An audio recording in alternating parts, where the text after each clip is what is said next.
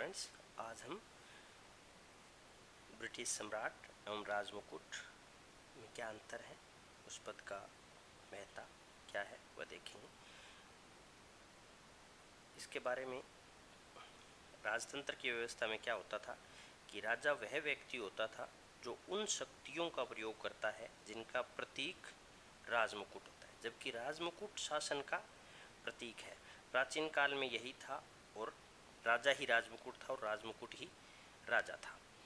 लेकिन राजतंत्र के लोकतंत्रीकरण के फलस्वरूप इनमें भेद पैदा हो गया, यानी राजा और राजमुकुट यानी द किंग और द क्राउन में भेद पैदा हो गया। आज का राजा वास्तविक शासक नहीं है, वह केवल संवैधानिक प्रधान है, वह राज करता है, शासन नहीं।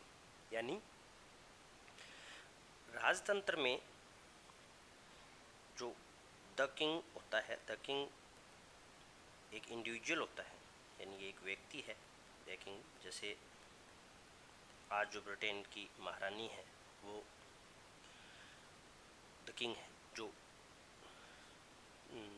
नश्वर शरीर के साथ वहाँ विद्यमान है, वो किंग है। लेकिन द क्राउन है वह एक तरीके से वह पद है या वह शासन का प्रतीक है, वह जिसका प्रतीकात्मक महत्व है, वह द क्राउन है। यह एक संस्था है। तो राजतंत्र में दोनों एक ही होते हैं और दोनों क्राउन वाला काम ही द किंग करता है। लेकिन राजतंत्र के लोकतंत्रीकरण के फलस्वरूप क्या हुआ कि जो किंग इंडिविजुअल उस पद पर विद्यमान है उसकी शक्तियाँ कम कर दी गई और द क्राउन की शक्तियों का इस्तेमाल, इसमें शामिल जो अन्य संस्थाएं हैं, जैसे क्राउन में पार्लियामेंट, किंग और कैबिनेट शामिल हैं, तो अन्य संस्थाएं के हाथ में ये शक्ति आ गई। इनमें अंतर क्या है राजा और राजमुकुट में? राजा एक व्यक्ति होता है जबकि क्राउन एक संस्था है। राजा नश्वर है, यानी जो शरीर धारण करता है, जिसका अंत संभव है, और जबकि संस्थाएं हैं वह अमर है, यानी एक राजा अगर उनकी डेथ हो जाती है तो उसकी जगह दूसरा आ जाता है, लेकिन राजमुकुट की संस्था है वह अमर है।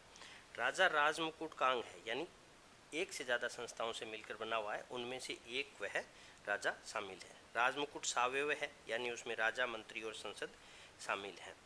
राजा का कार्य आज वास्तविक रूप से कोई कार्य नहीं है, सिर्फ और सिर्फ सेरेमोनियल कार्य हैं।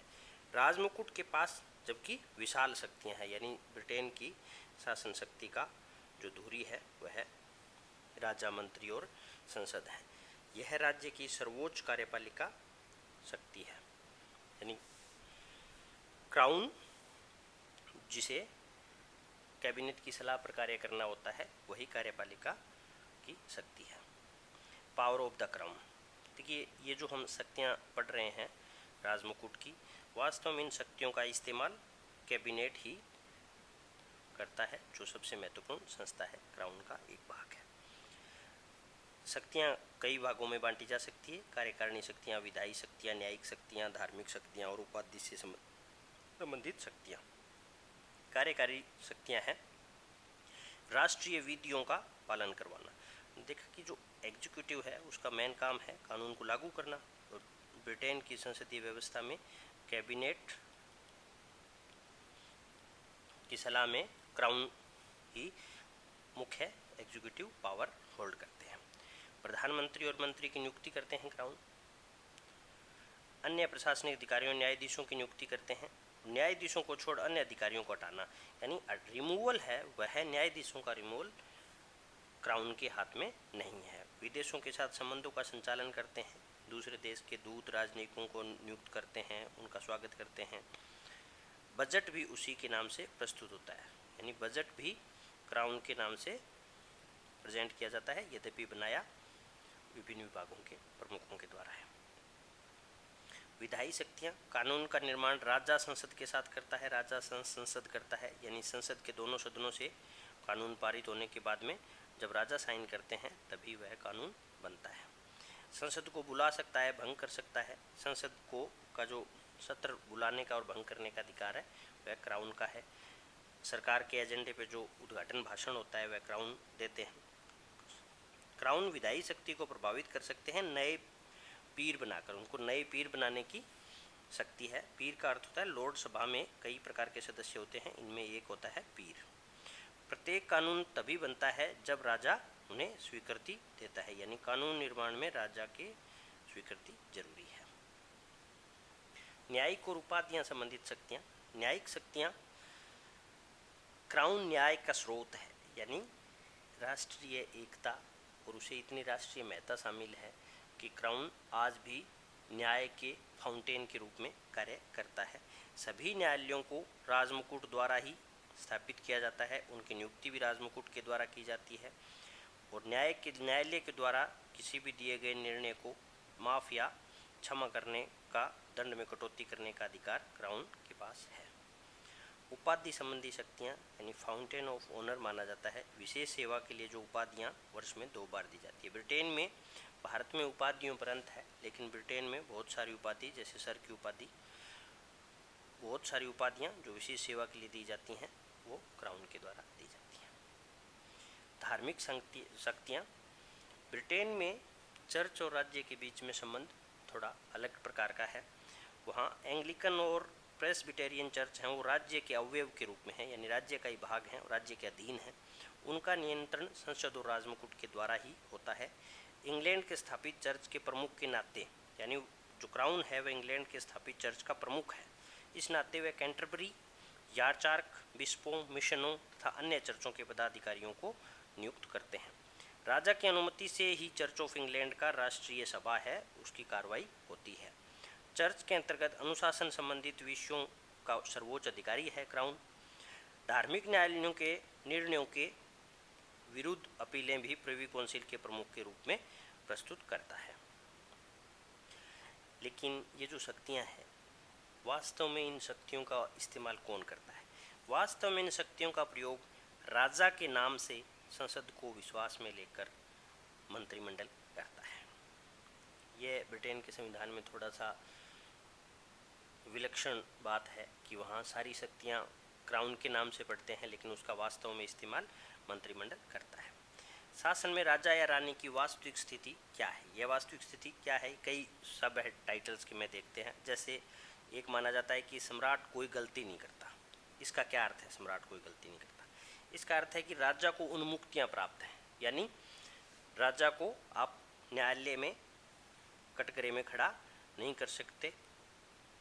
जब तक वह राजा है तब तक वह किसी चीज़ के लिए दोषी नहीं है। यह उस पद की महत्ता है, उस पद में इतना रिस्पेक्ट है कि उसे किसी भी काम के लिए दोषी नहीं ठहराया जा सकता। व्यवहार में कोई कार्य नहीं करता।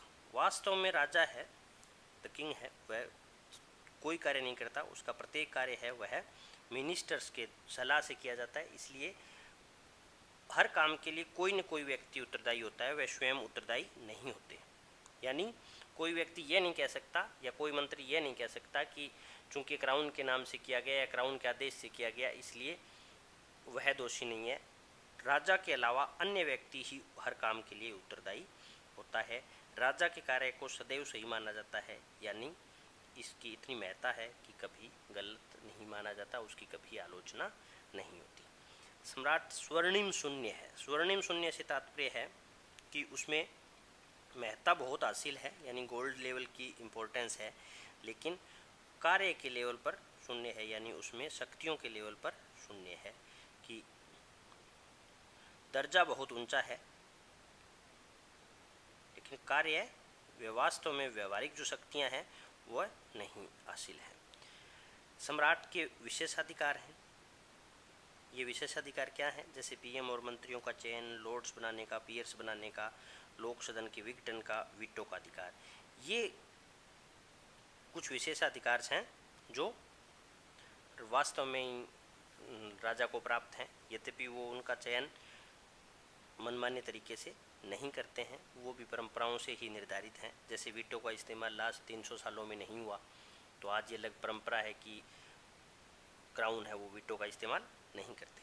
सम्राट शासन को प्रभावित करता है कि जो ब्रिटेन में सम्राट का पद बहुत महत्वपूर्ण है, इनको जो महत्ता हासिल है वह शासन प्रणाली को प्रभावित करता है। राजा ने अगर कोई बात कही है, राजा ने किसी नीति की आलोचना कर दी मान लो, या राजा ने कोई अपील कर दी, तो उसका बहुत ज़्यादा प्रभाव है ब्रिटेन की पॉलिटी पर। बेजोट ने सम्राट के 3 अधिकार माने: परामर्श देने का अधिकार, चेतावनी देने का अधिकार और प्रोत्साहन का अधिकार। यानी सम्राट सरकार को परामर्श दे सकते हैं, सरकार को उनके द्वारा किसी कार्य के लिए या कोई विचाराधीन कार्य के लिए चेतावनी दे सकते हैं और अच्छा कार्य के लिए प्रोत्साहित कर सकते हैं। अब प्रश्न यह है कि जब ब्रिटेन लोकतंत्र का सबसे पुराने लोकतंत्र का सबसे अच्छा उदाहरण है, तो वहाँ राजतंत्र के प्रतीक मोनार्की का क्या अर्थ है, क्या मतलब है, तो क्यों वहाँ ये अभी भी बनी हुई है, या उसका क्या जस्टिफिकेशन है, क्या यूटिलिटीज है, ये देखते हैं। इंग्लैंड में राजतंत्र लोकतंत्र का समर्थक बन गया। यानी कहने को यह पद राजतंत्र है, राजतंत्र का प्रतीक है, लेकिन यह पद ब्रिटेन के लोकतंत्रीकरण में सहायक रहा है और आज भी सहायक है। यह व्यवहारिक अर्थ में राजतंत्रवादी नहीं है। राजा की राजनीतिक निष्पक्षता है। वहाँ जो क्राउन या जो पद धारण करते हैं, जो किंग, उनकी भी पार्टीशन पॉलिटिक्स नहीं रही, वो पॉलिटिकली न्यूट्रल रहे हैं। इस वजह से भी इसने लोकतंत्र को ही स्ट्रॉन्ग किया है, न कि कमज़ोर किया है। अंग्रेज जाति राजतंत्र की पक्षधर है। यानी इसे एक तरीके से जनमत हासिल है, लोग राजतंत्र के समर्थक हैं, लोग किंग को बड़े सम्मान की दृष्टि से देखते हैं। राष्ट्र की आत्मा और एकता का प्रतीक है। यह जो ब्रिटेन की एक तरीके से ग्लोरियस हिस्ट्री है, उसका प्रतीक है। आर्थिक औचित्य है। यानी जो कुछ राजनीतिक दल ये भी बहस छोड़ते हैं कि इकोनॉमिकली ये प्लॉजिबल नहीं है, फिजिबल नहीं है मोनार्की का होना, लेकिन यह गलत है। मोनार्की का जितना खर्चा है उससे कहीं ज़्यादा खर्चा मोनार्की का जो म्यूज़ियम है उससे ही आ जाता है। यानी इकोनॉमिकली यह वाइबल है, यह देश या सरकार पर बोझ नहीं है। संसदीय प्रणाली में राजा की आवश्यकता है। संसदीय प्रणाली में जो राज्य का हेड या राज्य प्रमुख के लिए एक पद चाहिए हो, वह शासन प्रमुख से अलग होता है। जैसे ब्रिटेन में, भारत में राष्ट्रपति का पद है, वैसे ही ब्रिटेन में एक पद की आवश्यकता है, भले ही वह प्रेसिडेंट हो या किंग हो। इस वजह से भी यह पद बना हुआ है। धन्यवाद।